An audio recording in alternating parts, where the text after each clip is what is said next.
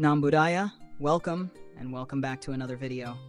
Today I'd like to explore something very close to the heart of Buddhist practice: wisdom. What does it really mean to be wise? And how can we nurture and develop this wisdom in our own lives? There's a common belief in the world that wisdom comes from knowing more, that the more information or knowledge one gathers, the wiser they become. In one sense, that's understandable. Knowledge can indeed be powerful. But let's be honest, we've all met people who know a lot, and yet they may not live with true wisdom. There's a beautiful saying that illustrates this difference. Intelligence is knowing that a tomato is a fruit. Wisdom is knowing not to put it in a fruit salad. In other words, knowledge gives us facts, but wisdom shows us how to live. So what is wisdom, really? In the Dhamma, wisdom is described as the ability to discern what is wholesome and unwholesome, what brings peace and joy to ourselves and others, and what brings harm or suffering. It is the clarity to see things as they are, and to act in alignment with that understanding.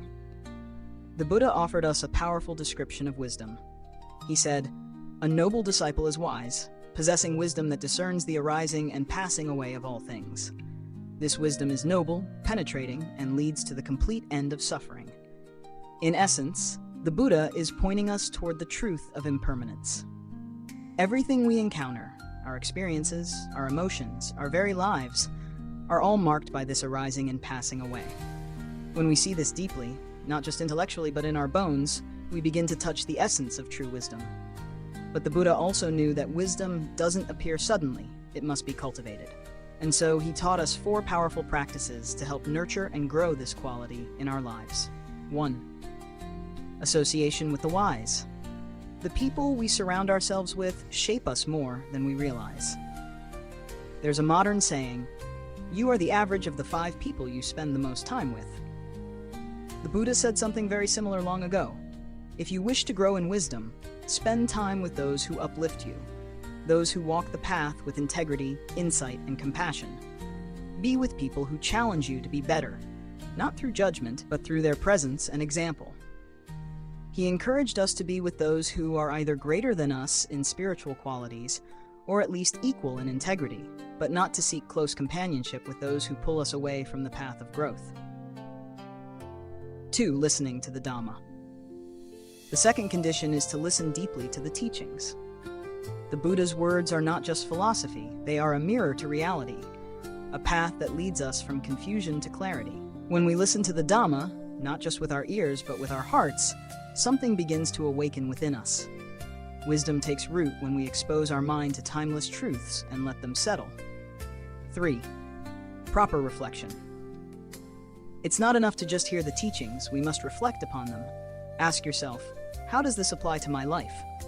When we listen with mindfulness, with proper attention, we begin to understand not just the words, but the living truth behind them. This reflection deepens insight. It allows wisdom to become personal, experiential. 4. Living the Dhamma. And finally, the Buddha tells us, practice. Wisdom doesn't grow through theory alone, it blooms through living. We take what we've heard and reflected upon, and we begin to embody it in our speech, our thoughts, our actions. With each small act of mindfulness, kindness, and clarity, wisdom is strengthened. So these are the 4 conditions the Buddha shared with us: associating with the wise, listening to the Dhamma, reflecting with care, practicing in alignment with truth. When these elements come together, our understanding deepens, not just as knowledge, but as living wisdom.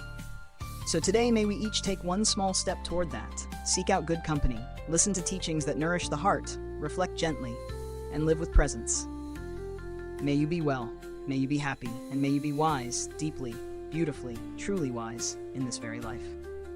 Nam Buddhaya.